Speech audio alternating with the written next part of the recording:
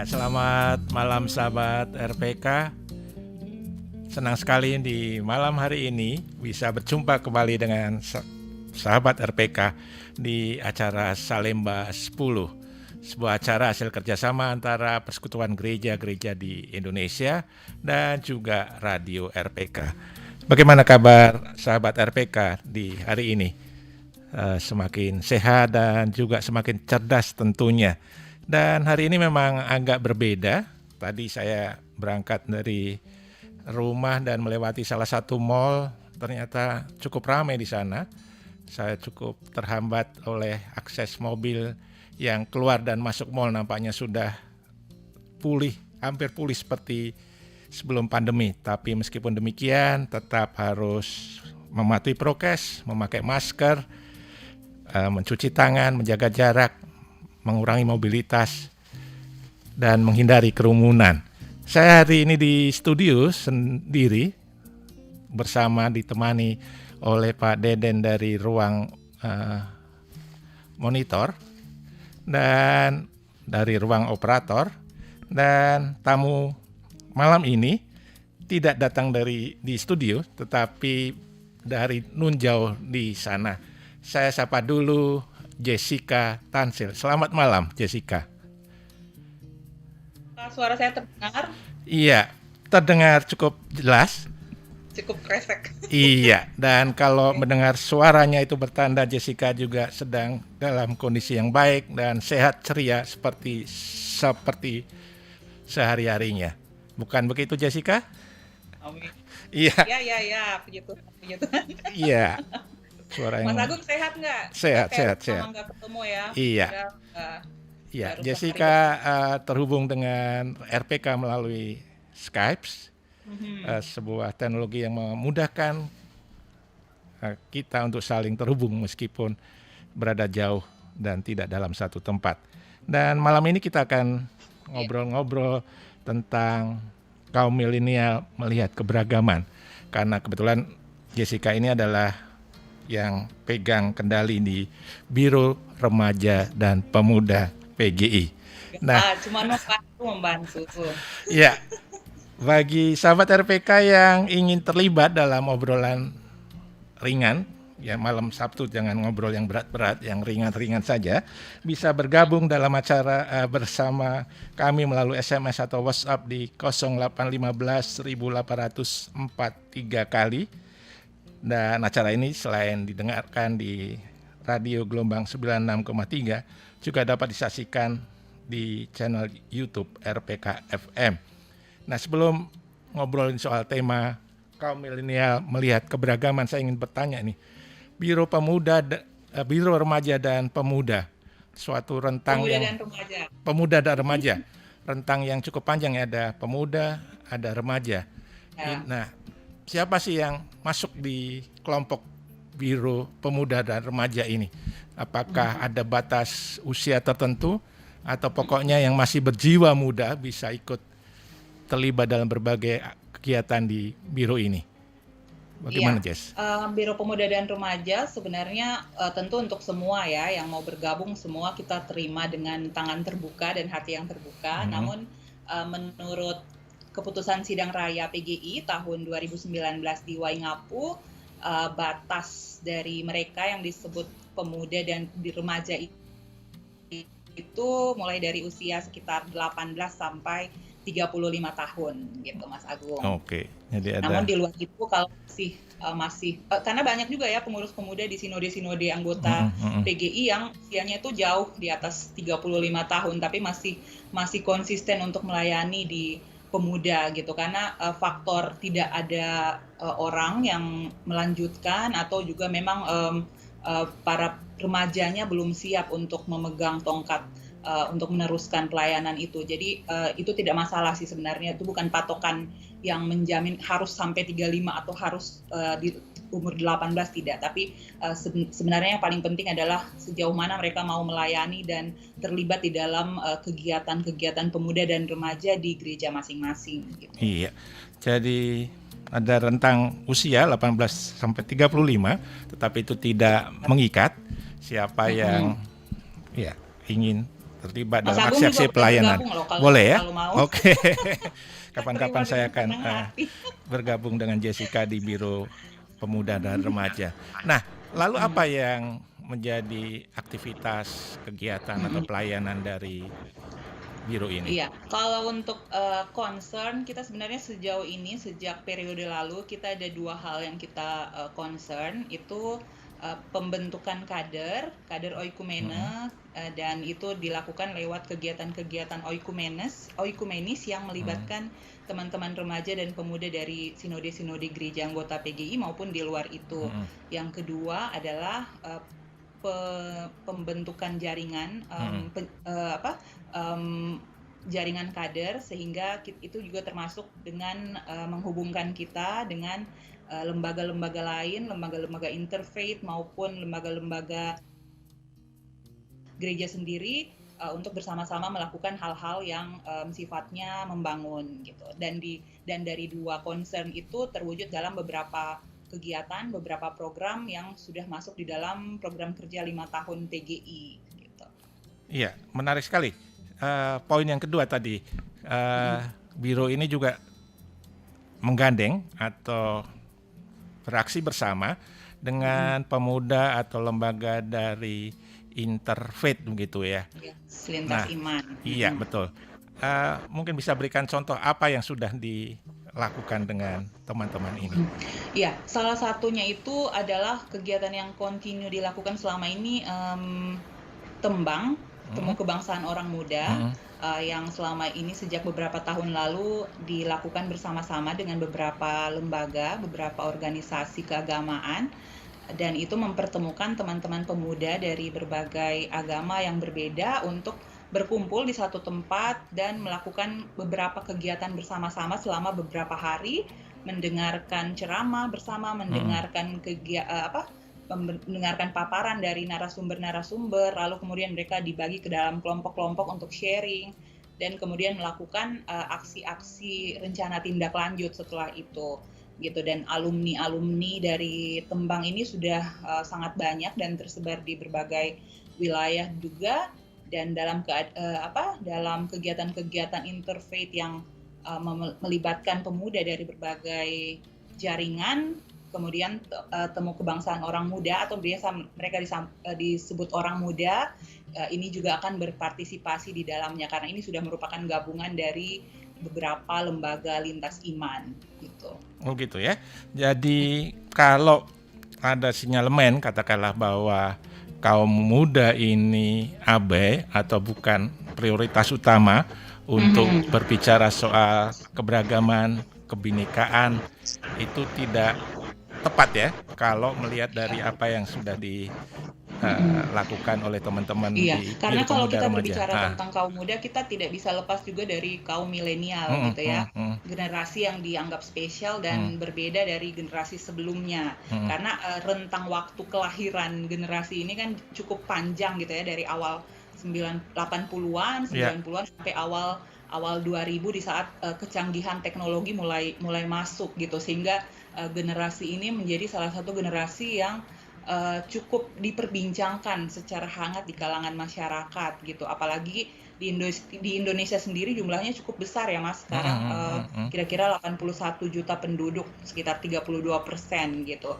Dan kemudian kalau berbicara tentang intoleran, mengapa generasi milenial kadang dianggap abai, karena sebenarnya generasi ini punya caranya sendiri untuk mengungkapkan ekspresi atau mengungkapkan keprihatinan mereka terhadap satu hal gitu, dan mereka kadangkala tidak mau diatur dengan sistem yang sudah ada gitu. Jadi kalau misalnya kita berbicara tentang intoleran atau intoleransi dan mengingat hal-hal yang sudah selama ini dilakukan untuk menjaga hal tersebut, kita nggak bisa menuntut kaum milenial untuk melakukan hal yang sama gitu, karena mereka punya pemikirannya sendiri. Mereka lahir di zaman yang berbeda gitu, dan tidak bisa didorong-dorong untuk melakukan hal yang sudah dilakukan puluhan tahun sebelumnya. Gitu. Mereka punya caranya sendiri. Sekali, Jess. Membuat perbedaan pendapat gitu. Iya, menarik sekali apa yang disampaikan oleh Jessica. Bagaimana kaum muda ini punya cara tersendiri dalam berbicara atau ikut terlibat dalam kegiatan-kegiatan kebersamaan, keberagaman, dan toleransi. Nah, bagaimana cara itu bisa diceritakan nanti setelah pesan-pesan berikut ini. Jangan kemana-mana, sahabat RPK. Kami akan sahabat RPK kembali lagi bersama saya Agung di acara Salemba 10, sebuah acara yang mengudara atas kerjasama antara Persekutuan Gereja-Gereja di Indonesia bersama dengan Radio RPK. Saya mengingatkan kembali sahabat RPK, kalau Anda sahabat RPK ingin berinteraksi bersama dengan kami dalam perbincangan bersama Jessica dalam tema kaum milenial melihat keberagaman, bisa menghubungi atau mengirimkan pesan melalui SMS atau WhatsApp di 0815 1804 3 kali. Dan acara ini tidak hanya bisa didengarkan tetapi juga bisa disaksikan langsung melalui channel YouTube RPK. Jessica, tadi selama break saya juga sempat browsing, mencari-cari data terkait keterlibatan kaum muda berbicara tentang keberagaman atau toleransi. Sebuah data yang saya temukan adalah dari berita di salah satu media di Indonesia, tetapi terkait dengan penelitian yang dilakukan di Amerika yang pada tahun 2020 mengenai pandangan keberagaman yang ada di dunia generasi Z, yaitu suatu generasi yang lahir di tahun 1997 ke atas. Dan mereka memang memiliki kecenderungan lebih terbuka mengenai keberagaman, khususnya mengenai manfaat keberagaman. Sebesar 62% warga Amerika yang lahir dari generasi Z lebih terbuka mengenai keberagaman, sementara 61% dari warga Amerika yang lahir di generasi milenial 81-96 memiliki pikiran cukup terbuka mengenai keberagaman. Dan kalau tadi Jessica cerita bahwa di Indonesia kaum muda ini memiliki cara tersendiri sesuai dengan perkembangan teknologi terkait pada saat berbicara dengan keberagaman, khususnya melalui berbagai media sosial, aplikasi yang mereka miliki. Nah, bagaimana menurut Jessica soal ini? Kalau datanya dari Amerika nggak heran ya kalau bicara tentang pikiran terbuka gitu ya, karena kita kenal Amerika sebagai negara yang memang mengizinkan penduduknya untuk berpikiran terbuka seluas-luasnya, makanya banyak sekali pemuda-pemuda dan orang-orang Indonesia yang kesana untuk belajar dan menimba ilmu gitu. Namun kemudian kalau kita kembali ke negara kita yang kita cintai ini, memang tentang aksi intoleran masih menjadi PR besar bersama di mana-mana gitu ya. Bahkan yang mengejutkan Mas Agung, selama pandemi COVID-19 ini juga yang seharusnya menjadi momen kita untuk saling berbagi, saling menguatkan satu sama lain, di beberapa tempat bahkan kaum yang dianggap minoritas malah masih merasakan dampak intoleransi gitu.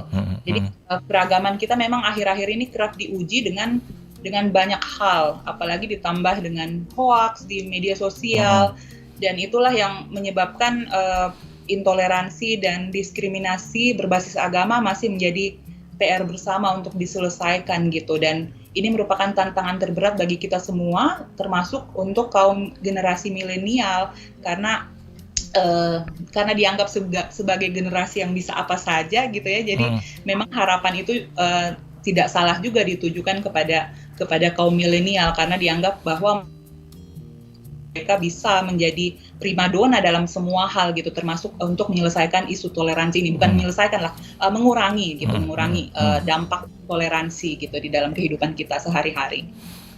Ya, karena apalagi di masa pandemi ini yang fokus dan pikirannya tertuju bagaimana cara mengatasi pandemi agar penyebaran virus menjadi berkurang, kemudian kita saling tolong menolong, tetapi di satu sisi itu juga mengabaikan hal-hal yang lain, salah satunya bagaimana kita termasuk bagaimana bersikap atau memperlakukan sesama, sesama iya. gitu ya yang membutuhkan.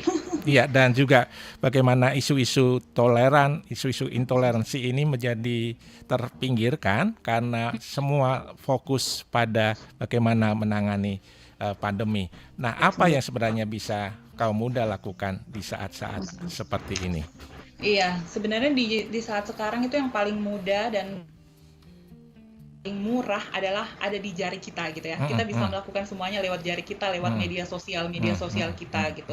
Dan paling tidak setiap orang itu punya paling kurang satu media sosial yang bisa dia gunakan untuk menyebarkan pesan-pesan damai, pesan-pesan yang menguatkan satu dengan yang lain, yang mengajak semua orang untuk ayo dong kita sama-sama selain memutus mata rantai COVID, kita juga harus memutus mata rantai intoleransi dan diskriminasi gitu. Tapi kan memang itu bukan menjadi hal yang mudah, walaupun caranya bisa dengan mudah kita lakukan dari tempat kita masing-masing, karena pada umumnya kasus intoleran ini juga sangat mudah disebarkan gitu ya. Jadi konten positif berhadapan dengan konten negatif, dan kadangkala yang menyebarkan apa yang negatif ini lebih banyak gitu yang terikut-ikut di dalam situ, karena umumnya ya ikut-ikutan tanpa mencari tahu latar belakang suatu hal. Jadi sangat disayangkan sebenarnya, karena sebenarnya masih lebih banyak orang yang care ini tidak berbuat apa-apa gitu, belum berbuat apa-apa. Iya, mungkin seperti yang disampaikan oleh Jessica tadi, bahwa dunia medsos ini memang salah satunya dipenuhi oleh berbagai hal-hal konten negatif. Itu bukan lebih karena konten-konten positif atau kita-kita yang berpikiran positif itu mau menyebarkan konten-konten positif di media massa, di media sosial katakanlah. Mereka yang menyebarkan konten-konten negatif ini mungkin bekerja 24 jam, tetapi kita yang ingin menyebarkan konten-konten positif itu ya sambil lalu saja kalau ada waktu luang misalnya, katakanlah seperti itu ya Jess ya. Iya. Nah, lalu mungkin juga kesulitan kaum muda untuk menyebarkan konten-konten terkait kebebasan beragama, kebinekaan, itu terbentur juga bagaimana pemahaman kaum muda tentang isu-isu kebebasan beragama. Seperti itu. Mereka kurang mendapat informasi, kurang mendapat pengetahuan tentang apa yang harus disampaikan. Mungkin itu salah satu masalahnya. Dan kita akan bicarakan soal itu setelah tanda waktu berikut ini.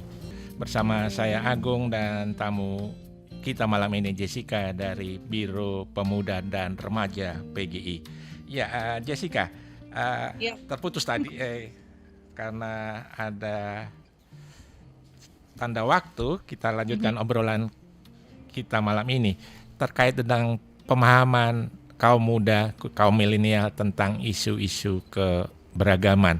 Apakah itu selama Jessica bergaul dan bergabung di Biro Pemuda dan Remaja menjadi juga bahan diskusi di kalangan milenial, atau memang isu terkait keberagaman ini sedikit diminati oleh kaum muda, kaum milenial? Iya, kalau menjadi bahan perbincangan tentu iya ya, karena yang seperti yang saya katakan tadi, kita berjumpa dan melakukan perjumpaan dengan teman-teman dari lembaga-lembaga interfaith yang dengan mereka kita melakukan kegiatan-kegiatan bersama. Bahkan di masa pandemi ini pun beberapa kegiatan dilakukan untuk menjalin hubungan baik gitu ya, sama-sama. Jadi ada juga kegiatan-kegiatan interfaith yang di dalamnya kita semakin diperlihatkan betapa indahnya keragaman itu. Jadi kita bisa berdoa bersama dengan iman yang berbeda, namun dengan tujuan yang sama untuk bangsa ini. Misalnya kita bisa mendengarkan lagu-lagu dari agama lain, mendengarkan hal-hal yang selama ini sepertinya jauh gitu ya dari apa yang bisa kita lakukan sebagai umat beragama gitu. Karena biasanya ada juga yang masih tabu untuk menginjak rumah ibadah dari agama lain atau mendengarkan orang lain berdoa dalam agamanya masing-masing gitu. Namun perjumpaan-perjumpaan itu yang selama ini diperbincangkan sebenarnya agak terputus dengan pandemi ini ya, karena sebenarnya kan hal-hal seperti itu akan lebih baik dilakukan dalam perjumpaan-perjumpaan. Namun itu yang sedang tetap masih diperbincangkan, dan harapan kita setelah pandemi usai akan bisa dieksekusi kegiatan-kegiatan yang bisa dilakukan bersama dengan teman-teman dari agama lain gitu. Ya, di dalam lingkup yang lebih kecil sebagai satu upaya untuk dalam arak-arakan oikumene, perlu juga perbincangkan atau menjadi satu bahan diskusi, satu kegiatan bagaimana kaum muda, kaum milenial itu tidak membedakan antar denominasi gereja begitu ya, karena anggota PGI ada sekitar 91 gereja, ada banyak sekali, dan bagaimana kaum muda itu bisa juga saling mengenal satu dengan lain denominasi. Apa yang Biro Pemuda dan Remaja lakukan juga itu untuk cukup menarik juga sih, ya. Mas Agung ya, karena kan beda denominasi itu bisa beda cara berdoa, bisa beda lagu pujian yang dipilih gitu, dan itu dalam beberapa pertemuan juga menarik gitu ya, cara mereka memanggil pimpinan atau memanggil pendeta pun kadang berbeda gitu, dan kadang secara tidak sadar kita saling tertawa gitu ya satu sama lain, padahal kita sadar bahwa itu perbedaan yang harus disyukuri gitu, yang sangat indah di dalam kegiatan oikumenis kita gitu. Namun itulah kita kadang terlalu cepat untuk menjudge gitu ya sebelum kita mengambil kesimpulan yang baik gitu, dan itu juga yang terjadi pada saat kita menyebarkan konten-konten di sosial media kita gitu. Kita lebih cepat untuk share sesuatu yang kita belum tahu kebenarannya dibanding kita mau mengecek dulu ini benar nggak ya, ini benar nggak dikatakan si ini benar nggak dikatakan si itu gitu, daripada dan kita memilih untuk share aja deh, kayaknya ini bagus deh buat konten gue gitu, banyak yang akan lihat, banyak yang akan komen ya, seperti itu. Kita masih mementingkan diri kita dulu gitu dibanding apa yang orang lain dapatkan karena perbuatan kita itu, dan itu menjadi bahan evaluasi sih selama ini di dalam kegiatan-kegiatan oikumenis juga, bagaimana kita di dalam diri internal gereja sendiri apakah sudah saling menghargai satu sama lain atau malah masih terkotak-kotak gitu ya dengan denominasi kita gitu. Nah, bagaimana kemudian Biro Pemuda dan Remaja mengarus utamakan itu tadi, penghargaan akan keberagaman, bagaimana mengajak kaum muda untuk lebih bijak dalam menggunakan media sosial gitu terkait dengan isu-isu keberagaman. Apa yang sudah direncanakan? Pertama sih sebenarnya gitu, memberi pemahaman gitu ya bahwa sesuatu yang berbeda itu bukan berarti tidak bagus, tidak indah. Kalau kita lihat pelangi sebenarnya contoh yang paling gampang.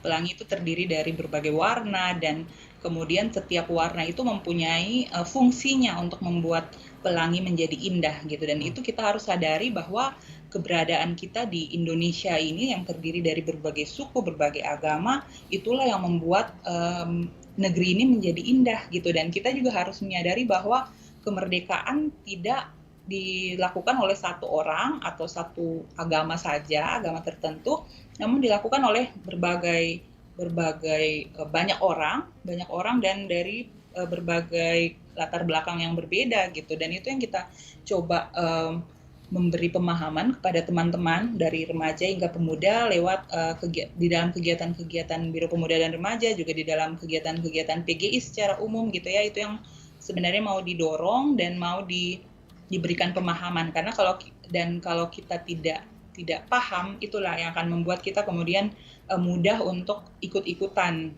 dari menyebarkan konten negatif, mudah terkotak-kotakan, mudah menjudge teman-teman yang berbeda. Tapi pada saat kita digabungkan, dikumpulkan dalam satu kegiatan, kemudian kita menyadari ternyata bisa gitu ya, kita duduk sama-sama dengan latar belakang yang berbeda.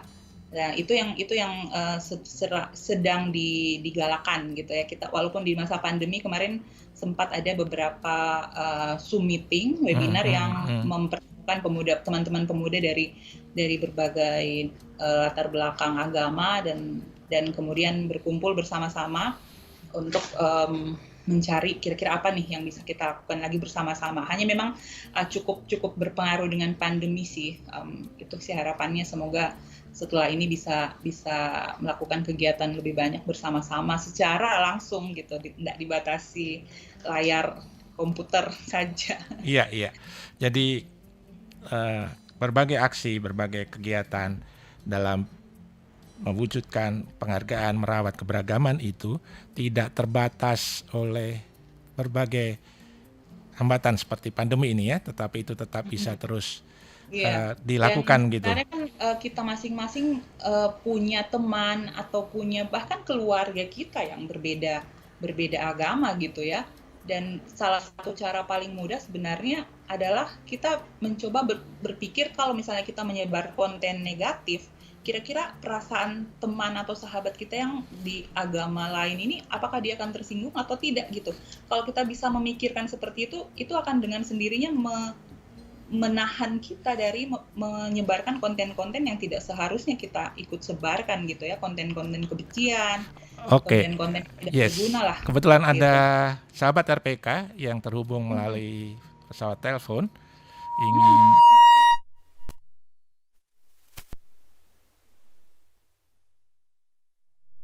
Frankie. Tapi setelah pesan-pesan berikut ini. Selamat malam Pak Frankie. Selamat malam Pak, shalom. Shalom, salam sehat buat Bapak. Iya Pak. Iya, terima kasih sudah bergabung bersama kami di acara ini. Ada yang ingin disampaikan Pak Frankie? Iya Pak, saya perkenalkan dulu Pak, saya Frankie Lukas Manoto. Saya kebetulan penggiat intoleran dan radikalisme. Iya. Nah, ormas kami Benteng Putra Putri Republik Indonesia. Iya. Jadi begini Pak, kita mesti tahu dulu nih, kaum milenial ini sangat tidak suka, tidak tertarik dengan yang namanya intoleran, apalagi radikalisme. Karena kalau berbicara rumah-rumah ibadah, setiap agama, ini ada kesalahan di para pemuka agamanya sendiri, Pak. Harusnya mereka mengajarkan tidak boleh ada gap-gap. Buka aja Pak, bahwa kita harus, kalau kita berbicara Kristen, kita bicara kasih Pak. Ya.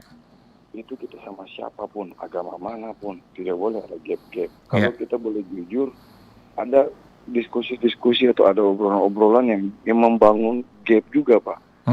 Nah, saya sampaikan, kebetulan saya bergaul dengan ada beberapa ustazah dan beberapa habaib. Saya sampaikan bahwa Islam punya sebuah landasan yang sangat kuat, yaitu Allahu Akbar, Bismillahirrahmanirrahim.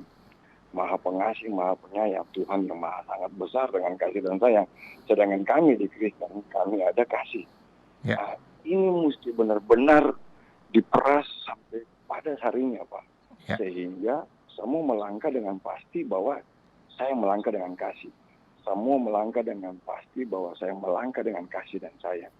Itu Pak. Nah, masuk ke milenial, gereja harus berperan, harus ambil peran yang sangat kuat Pak. Harus ekstra capek, harus benar-benar, karena percaya tidak percaya, kita sebuah keindahan itu hancur cuman karena orang pintar, orang hebat, orang kaya, berdiam diri Pak. Oleh karenanya sebuah keindahan itu hancur. Percaya tidak percaya, kalau kita mengabaikan masalah intoleran, Indonesia ini akan menyusul negara-negara yang sudah hancur, yaitu negara-negara di Timur Tengah. Oke Pak, terima kasih Pak Frankie sudah ditangkap pesannya. Siap. Iya. Dan bagaimana Jessica mungkin bisa sampaikan komentar tadi dari Pak Frankie bahwa peran gereja itu memang khususnya kaum milenial, kaum muda punya potensi besar untuk berbicara tentang keberagaman.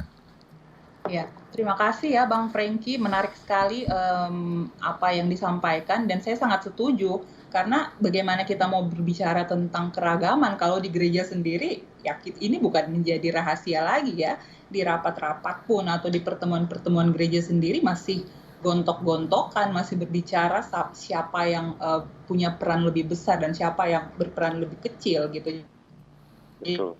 sangat setuju. Itu dimulai dari diri kita sendiri dan memang agak sulit juga karena seperti yang kita tahu, selain di milenial sendiri di negeri ini komposisi atau perannya itu masih terkalahkan dengan orang-orang yang lebih punya jabatan gitu ya. Di gereja sendiri pun pemuda ataupun remaja dan yang masuk dalam kaum milenial pun kadang kesulitan gitu ya untuk melakukan sesuatu karena dibatasi oleh tembok-tembok yang namanya ya pimpinan gereja ataupun mungkin siapa yang lebih berwenang untuk memutuskan sesuatu gitu. Tapi eksklusif memang lah ya. Tapi tidak ada yang mustahil gitu ya.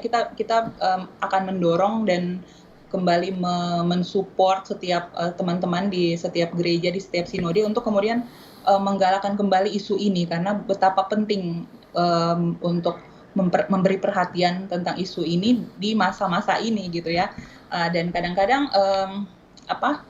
sebenarnya di pertemuan-pertemuan pemuda kadang kita hanya berbicara tentang gereja, tentang bagaimana kita membuat satu acara atau perayaan dengan sempurna gitu. Namun isu-isu seperti ini tidak menjadi sesuatu yang menarik gitu ya. Padahal sebenarnya bisa dimasukkan di dalam ibadah pemuda, di dalam retreat pemuda, di dalam katekisasi. Nah, itu yang akan kita coba dorong kembali untuk lebih diperhatikan dan lebih digalakkan lagi di tiap-tiap pengurus pemuda gitu untuk memasukkan isu ini. Gitu, Mas. Ya, itu saya setuju sekali sih, Mbak. Karena gini loh, kita mesti tahu gereja, saya sampaikan gereja harus mencapai dengan hal ini. Yes, betul. Karena gini loh, waktu gereja ditutup, dilarang beribadah dan segala macam, siapa yang muncul? Tidak ada milenial yang muncul. Milenial pikir begadang, bangunnya siang, udah. Kalau berbicara gereja, mereka cuma pikir bagaimana mereka bisa menyuguhkan musik yang terbaik. Betul. Semuanya terpusat pada diri kita sendiri, Kak. Kita nggak keluar untuk bagaimana memperhatikan orang lain, padahal kita berbicara tentang kasih. Jadi prakteknya masih kurang sebenarnya ya. Betul, iya. Karena gini loh, kenapa saya bilang gereja harus mau capek? Karena kalau kita mau lihat, BNPT itu dia hadir dulu intoleran radikalisme itu ada nilainya 10. Begitu kehadiran BNPT bukannya ini turun malah naik. Oleh karenanya kalau seumpamanya BNPT nggak bisa menyelesaikan ini, ya gereja hadapi ini dengan kasih. Gereja hadapi dengan kemanusiaan. Oke, Pak Franky, menarik sekali obrolan malam ini, tapi kita dibatasi oleh waktu. Mungkin nanti bisa lanjut obrolan kita di Salemba 10. Ya, Salemba 10 adalah satu lokasi di mana PGI beraktivitas dan berpelayan. Iya, Kak Jessica tadi tentang berbagai aksi untuk berbicara tentang keberagaman ini tidak dibatasi oleh seperti pandemi ini misalnya, kita tetap bisa beraktivitas tentang berbicara tentang isu-isu keberagaman. Dan kalau minggu lalu saya ngobrol dengan dari redaktur pelaksana Berita Uikum ini, mereka juga akan mengadakan kegiatan lomba video keberagaman. Jadi bagaimana mengajak kaum muda juga untuk memotret keberagaman di lokasi di mana mereka berada atau menyampaikan pesan melalui video ini. Bagaimana Biro Pemuda dan Remaja mendorong kaum muda untuk ikut berpartisipasi dalam kegiatan ini? Jadi kita menyadari, Mas Agung, bahwa video-video ataupun sebaran-sebaran tentang keragaman ini di PGI sendiri juga masih kurang sebenarnya ya. Kita nggak bisa bohong tentang itu. Tentang kita mengadakan kegiatan-kegiatan interfaith, tapi medianya untuk membuat orang lebih mudah mengerti itu masih sangat kurang.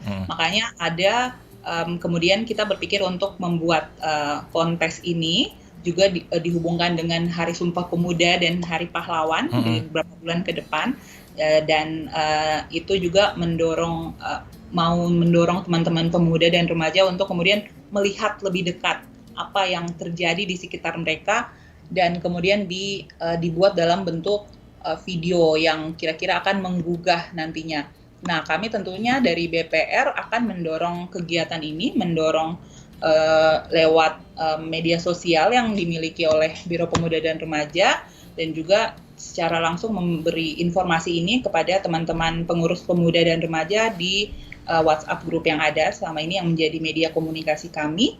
Dan di samping itu juga akan memberi informasi tentang kegiatan lomba ini kepada pimpinan-pimpinan gereja, sehingga mereka yang akan mendorong pemuda-pemuda di gereja masing-masing untuk berpartisipasi gitu. Sehingga akan lebih banyak yang ikut. Oke, terima kasih Jessica.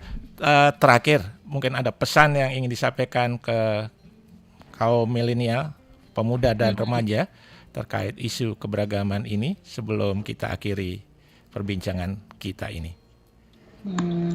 Pesannya sih kita mulai dari diri sendiri gitu ya. Kita nggak bisa mau berbicara tentang keragaman dalam konteks bangsa kita yang berisi ratusan juta manusia ini kalau kita dari diri kita sendiri belum paham apa sebenarnya keragaman itu. Kalau kita masih pilih-pilih teman, kita masih nggak mau berteman dengan mereka yang beda agama, beda latar belakang, itu berarti kita belum memahami apa sebenarnya perbedaan itu.